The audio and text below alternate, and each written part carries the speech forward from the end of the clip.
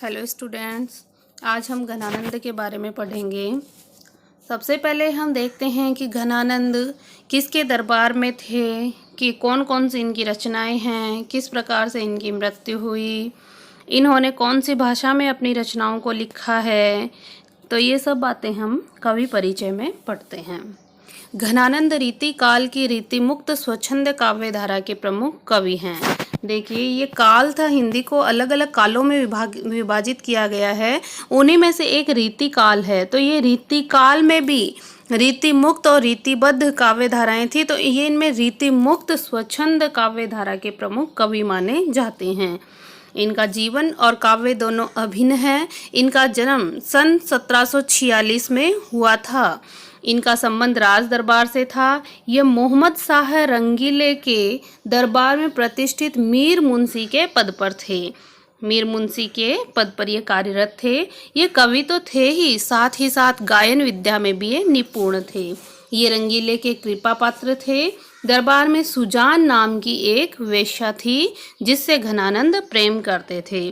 सभी दरबारी घनानंद से ईर्ष्या करते थे। एक दिन बादशाह ने घनानंद से गाने के लिए कहा। घनानंद ने असमर्थता प्रकट की। तब दरबारियों ने कहा कि सुजान बाई को बुलाया जाए, तब घनानंद गाएंगे। क्योंकि दरबारी इनसे सारे ईर्ष्या करते थे, तब दरबारियों ने कहा कि आप तो सुजान को बुलाइए, तब ये गा देंगे।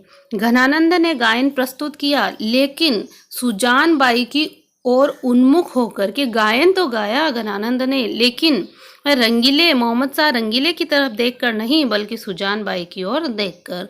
गायन से बादशाह मंत्रमुग्ध तो हो गए, लेकिन अपना अपमान समझकर उन्होंने घनानंद को देश निकाला दे दिया। घनानंद ने भी सुजान को भी अपने साथ ले जाने के लिए कहा, लेकिन सुजान ने मना कर दिया। इस घटना से व्यथित होकर घनानंद वृंदावन चले गए और निम्बार्क संप्रदाय में दीक्षित हो गए। निम्बार्क एक संप्रदाय है, तो इसके जो संस्थापक माने जाते हैं वो निम्बकाचार्य माने जाते हैं। और ये जो निम्बार्क संप्रदाय है, इसका प्राचीन मंदिर है वो मथुरा में ध्रुव टीले पर स्थित है। इसका जो पहला मंदिर है, प्राचीन मंदिर, वह कहाँ स्थित है? वह मथुरा में है। और मथुरा में भी कहाँ? ध्रुव टीले पर वह स्थित है। कहा जाता है अंत में नादिर शाह के आक्रमण के समय वे मथुरा में मारे गए थे, परंतु बाद के शोधों से यह सिद्ध हुआ कि अहमद शाह के द्वितीय आक्रमण के समय ये मथुरा में मारे गए थे। राय कृष्णदास ने अपनी ग्रंथावली में लिखा है कि घनानंद का महाराज नागरीदास से निकटतम संबंध था। किंवदंती है घनानंद जयपुर से मथुरा आ गए और वहीं उन्होंने कत्लेआम देखा और कत्लेआम करने वालों से कहा कि मुझे तलवार के घाव बहुत थोड़े बहुत देर तक दो। इनको ज्यों तलवार के घाव दिए गए, त्यों वह बर्ज यानी ब्रिज की मिट्टी में लौटते रहे और ऐसे करके इन्होंने देह का त्याग कर दिया। घनानंद की रचनाओं में है सुजान सागर, विरह लीला, कोक सागर, रस केलीवली, कृपाकंद, निबंध, घनानंद कवित, सुजान हित प्रबंध, वियोग बेली, इश्कलता, जमुना जस, आनंद घनजू की पदावली, प्रीति पावस और सुजान विनोद, ये इनकी प्रमुख रचनाएं मानी जाती हैं। घनानंद को प्रेम की पीर के कवि कहा जाता है, क्योंकि इनके प्रेम में की पीड़ा दिखाई गई है। इनके जितने भी हम पद पढ़ेंगे उनमें प्रेम की पीड़ा का वर्णन किया गया है। इनके काव्य में वियोग श्रृंगार की प्रधानता है। आचार्य रामचंद्र शुक्ल ने कहा कि प्रेम मार्ग का ऐसा प्रवीण और धीर पथिक तथा जमादानी का ऐसा दावा करने वाला ब्रजभाषा में दूसरा कोई कवि ही नहीं हुआ है। ये किसने कहा था? ये रामचंद्र शुक्ल ने कहा था। भाषा पर घनानंद का पूरा अधिकार था। ब्रजभाषा की लाक्षणिकता और व्यंजकता की शक्ति को घनानंद में देखा जा सकता है। ब्रजभाषा का शुद्ध मानक और व्यंजक रूप जैसा इनकी कविता में मिलता है, वैसा अन्यतर कहीं नहीं मिलता। तो देखिए, इन्होंने ब्रजभाषा में अपने काव्यों को लिखा था, क्योंकि मथुरा अभी बताया था निम्बार्क संप्रदाय में दीक्षित हुए, और निम्बार्क संप्रदाय का जो मंदिर है, प्राचीन मंदिर, वह मथुरा में ही है। तो मथुरा में ब्रजभाषा बोली जाती है, तो वहाँ पर इन्होंने सीखा और इन्होंने अपने पदों को भी ब्रजभाषा में ही लिखा है। अब हम पढ़ते हैं इनका पाठ परिचय। प्रस्तुत पाठ में घनानंद के 5 छंद संकलित हैं। इन पदों में इनकी पीड़ा की ही अभिव्यक्ति हुई है। विरह की स्थिति अत्यंत पीड़ाकारक होती है और जब प्रिय के दर्शन किसी कारण से दुर्लभ हो जाते हैं तो स्थिति और भी कारुणिक हो जाती है। प्रेयसी सहानुभूति भी नहीं दिखाती और प्रेमी तड़पता रहता है। प्रेमी प्रेयसी को उपालंब देकर सचेत भी करता है कि जो दूसरों को कष्ट देता है वह स्वयं कष्ट पाता है। प्रेयसी प्रेमी को दर्शन नहीं देती, किंतु प्रेमी इस आशा से कि कभी तो उसका दिल पसीजेगा उसकी निष्ठुरता को भी स्वीकार करता है। प्रेम का मार्ग सरल नहीं है, वह समर्पण चाहता है, मन ले लेना और देना छटांक भर भी नहीं, यह तो नीरा स्वार्थ है। इसमें देखो प्रेमी के बारे में बताया गया है कि कैसे वह तड़पता रहता है और किस प्रकार से उसकी जो प्रेयसी उसकी प्रेमिका है वो है उसे धुतकारती रहती है, उसकी ओर बिल्कुल भी ध्यान नहीं देती है। यहाँ पर इनके पदों में हम यही अध्ययन करेंगे। प्रेम पीर वर्णन कि प्रेम की पीड़ा का वर्णन यहाँ पर हम देखते हैं। भोर ते सांझ लो कानन और निहारती बावरी नेकू न हारती। भोर भोर शब्द का अर्थ होता है प्रातःकाल या सुबह। ते यानी से, सांझ यानी शाम, लो यानी तक, कानन यानी वन, और यानी और, निहारती यानी देखती रहती है, बावरी यानी पगली, नेकू यानी बिल्कुल भी, न यानी नहीं, हारती यानी थकती है। कि यहाँ पर क्या बताया है इस पद में कि विरहिणी की आकुलता और अनुभवों का यहाँ पर मार्मिक वर्णन किया गया है कि जो विरहिणी है यानी घनानंद कहते हैं कि जो मेरी आत्मा है, जो मेरी आत्मा विरहिणी है, तो वो सुबह से लेकर शाम तक वन की ओर निहारती रहती है, एकटक देखती रहती है, बावरी नेकु न हारती, लेकिन वह बिल्कुल भी नहीं थकती है। सांझ ते भोर लो और शाम से, ते यानी से, भोर यानी प्रातः काल, लो यानी तक, तारनी यानी तारों को ताकना, तारनी शब्द का यहाँ पर अर्थ है तारनी यानी तारों की ओर देखना या ताकना, ताकिबो यानी ताकना, तारनी यानी पुतलियों से एक टक देखना, एक तार यानी एक टक, तारनी यानी पुतलियों से एक टक, न टारती यानी हटाती है, न यानी नहीं, कि वह शाम से लेकर सुबह तक तारों की ओर अपनी पुतलियों से एक टक ताकती रहती है, नहीं वो बिल्कुल भी नहीं थकती है, वह अपनी नजरों को बिल्कुल भी नहीं हटाती है। जो कहू भाव तो, जो यानी यदि, कहू यानी कभी, भाव तो यानी जो मन को भाता है अर्थात प्रिय, दिठी यानी दिखाई पड़े यानी पड़ जाता है और कभी वह प्रिय दिखाई पड़ जाता है। घन आनंद यानी बहुत अधिक अत्यधिक प्रसन्नता से, आंसुनी अपने आंसुओं को, अवसर यानी अवसर को, गारती यानी गंवा देती है। और कभी कभी क्या होता है कि मान लो प्रिय दिखाई भी दे जाता है तो वह अत्यधिक प्रसन्नता में इतने आंसू बहाती है कि वह उसे देखने का अवसर ही गंवा देती है, क्योंकि आंसू अत्यधिक आने के कारण वह अपने प्रिय को नहीं देख पाती। मोहन सोहन जोहन की लगिए रहे आँखिन के उर्गारती, मोहन यानी श्री कृष्ण, और यहाँ पर सुजान के लिए भी कह सकते हैं क्योंकि इन्होंने कृष्ण का वर्णन करते हुए सुजान को माध्यम बना करके कृष्ण का उपासना की है। मोहन सोहन यानी सुंदर, जोहन यानी देखना, कि लगिए रहे यानी लगी रहती है, आँखिन के उर आरती, उर यानी हृदय और आरती यानी करुण इच्छा यानी बहुत तीव्र इच्छा। मोहन सोहन जोहन की लगिए रहे आँखिन के उर आरती, कि जो मेरी आँखें हैं और मेरी आँखों को और मेरे हृदय की करुण इच्छा रहती है कि मैं कृष्ण के सुंदर रूप को देखती ही रहूं। मेरे हृदय की जो करुण इच्छाएं हैं, मेरी आँखों को ये लगा रहता है कि मैं श्री कृष्ण के सुंदर रूप को हमेशा देखती ही रहूं। देखिए इस पद में वियोगी कवि की वेदना का वर्णन किया गया है और वो कहता है कि मैं कभी भी संतुष्ट नहीं होता हूँ मेरे प्रिय को देख करके। और यहाँ पर विरहिणी की आकुलता और अनुभवों का सजीव और मार्मिक वर्णन प्रस्तुत किया गया है। एक बार दोबारा देख लें। भोरते सांझ लो कानन और निहारती, बावरी नेकू नहारती। कि सुबह से लेकर सायंकाल संध्या के समय तक लगातार वन की ओर नजरें लगी रहती है, वह बिल्कुल भी नहीं थकती है, तनिक भी नहीं थकती है, और विरहिणी आत्मा उसी ओर देखती ही रहती है। सांझ ते भोर लो तारनी, ताकि वो तारनी सो इक तार न टारती। कि शाम से लेकर के सुबह तक जो आँखों की पुतलियाँ हैं वह एक टक तारों को ताकती रहती है और अपनी नज़रों को बिल्कुल नहीं हटाती है। जो कहूँ भाव तो ढीठी पड़े, और कभी जब प्रियतम दिखाई दे जाता है घन आनंद आंसुनी ओसर गारती, तो वह अत्यधिक प्रसन्नता के कारण उसे देखने के अवसर भी गंवा देती है। मोहन सोहन जोहन की लगिए रहे आँखिन के उर आरती। श्री कृष्ण के सुंदर रूप को देखने के लिए मेरी आँखें और मेरे हृदय की करुण इच्छाएं कभी संतुष्ट नहीं होती है, वह लगातार उन्हें देखने के लिए ही लगी रहती है। तो यहाँ पर विरहिणी के बारे में बताया गया है। और इसके साथ में ही देखें, यहाँ पर देखें तारनी, ताकि वो तारनी, देखो तारनी तारनी शब्द 2 बार आया है। ये आपको पता होगा, जब एक ही शब्द की बार बार आवृत्ति होती है और उसके अर्थ में भिन्नता होती है तो वहाँ पर यमक अलंकार होता है।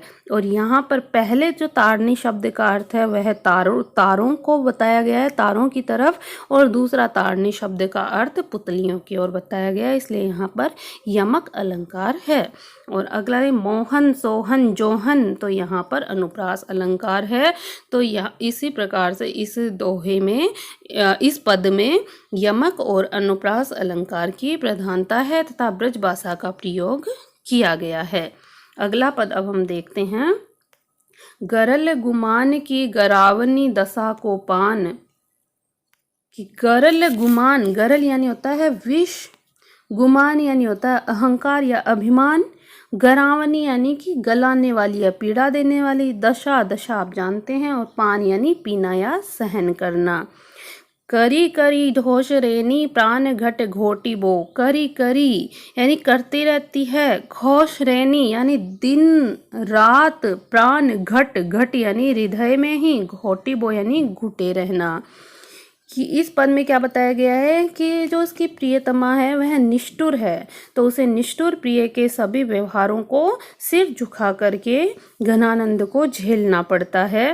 और यही यहाँ पर बताया गया है कि उसके गरल गुमान की गरावनी की विष तुल्य जो उसका गर्व है, जो उसका अहंकार है, दशा को पान, उस दशा को पीते हुए, करी करी घोष रेनी प्राण घट घोटिबो, दिन रात अपने प्राणों को भीतर ही भीतर घोटते हुए रहना, घुटते हुए रहना पड़ता है। क्योंकि जो प्रियतमा है वह तो उसकी ओर ध्यान नहीं देती, इसलिए उसके अहंकार, जो विष के रूप में अहंकार है, विष रूपी अहंकार है, जो बहुत अधिक पीड़ा देता है, उसको दिन रात हृदय में घुट घुट कर पीने के सिवाय मेरे पास और कोई चारा नहीं है। हेत खेत धुरी चुरी चुरी सांस पाँव राखी, विष समुदेग बान आगे उर ओटिबो।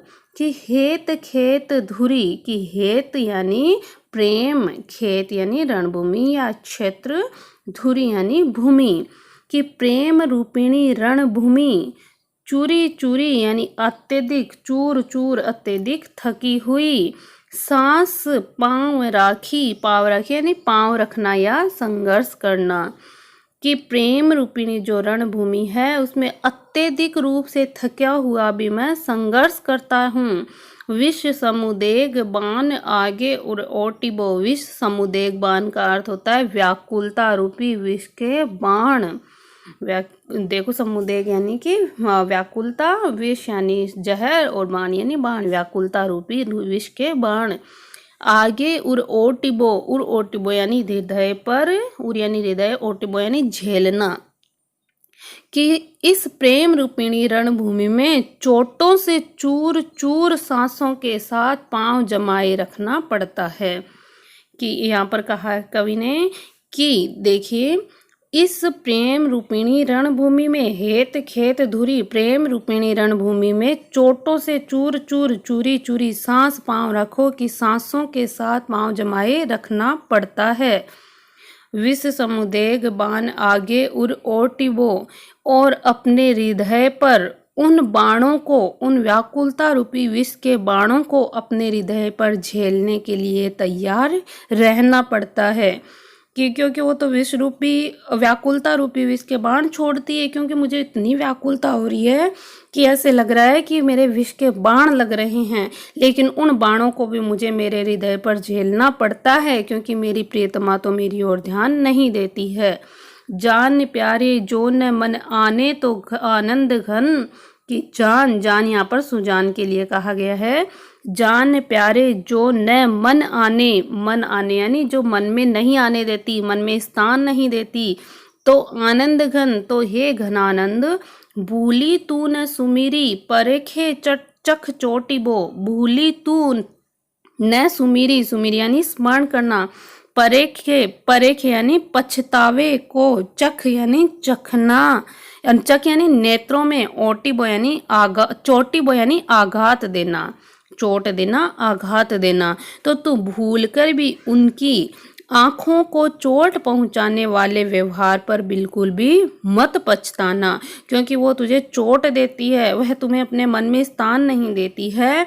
तो तू उसकी जो वो चोट पहुंचा रही है, उस चोटों पर तू बिल्कुल भी मत पछताना।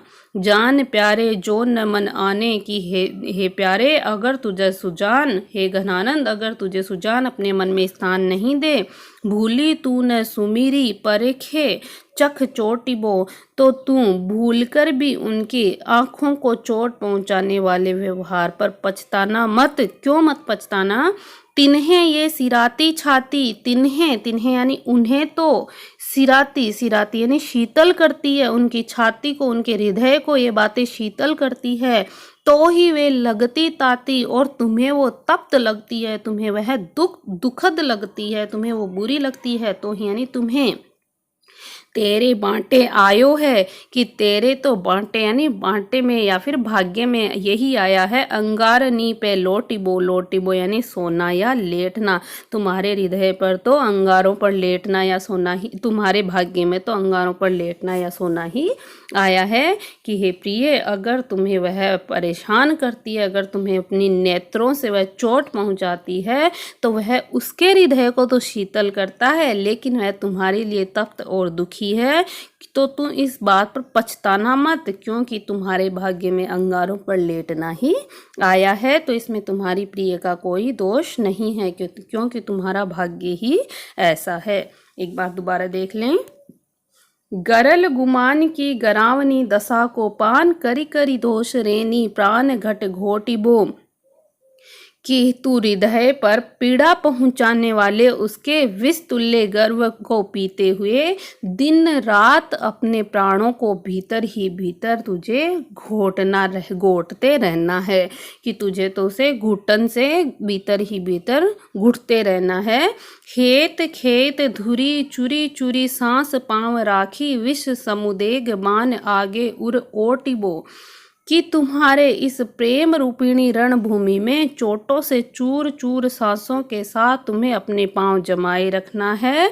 विष समुदेग बाण आगे उर ओटिबो, और व्याकुलता रूपी विष के बाणों का तुम्हें अपने हृदय पर प्रहार झेलना ही पड़ेगा। जान प्यारे जो न मन आने तो आनंद घन, की हे प्यारे घनानंद, अगर सुजान तुझे अपने मन में नहीं आने देती, मन में स्थान नहीं देती, तो तू इसका पछतावा मत कर। भूली तू न सुमिरी परेखे चख चोटिबो, तू ऐसी भूल मत कर, भूल कर भी तू न सुमिरे, अगर वह तुम्हें याद नहीं करती है, परेखे चख चोटिबो, तो तू पछतावा मत कर। अपनी आँखों को चोट पहुंचाने वाले व्यवहार पर तू पछतावा मत कर। तिन्हें ये सिराती छाती, कि उन्हें तो उनके हृदय को तो ये सब बातें शीतलता देती हैं, तो ही वे लगती ताती, केवल तुम्हें ही वह दुखद या तप्त लगती है। तो तू पछतावा मत कर, क्योंकि तेरे बांटे आया है, तेरे भाग्य में तो आया है अंगारिनी पे लौटी। वो अंगारों पर लेटना या अंगारों पर सोना ही तुम्हारे भाग्य में लिखा है। तो वह चीज़ें उसे तो शीतल करती है, लेकिन वह तुम्हें तपाती है। तो इसमें तुम्हारे प्रिय का कोई दोष नहीं है, इसमें दोष तो तुम्हारा ही है, क्योंकि तुम्हारे भाग्य में अंगारों पर लेटना अर्थात दुख ही सहन करना आया है। तो देखिए यहाँ पर गरल गुमान, तो यहाँ पर रूपक अलंकार आया है। करी करी में पुनरुक्ति प्रकाश अलंकार है, चूरी चूरी में भी पुनरुक्ति प्रकाश अलंकार है।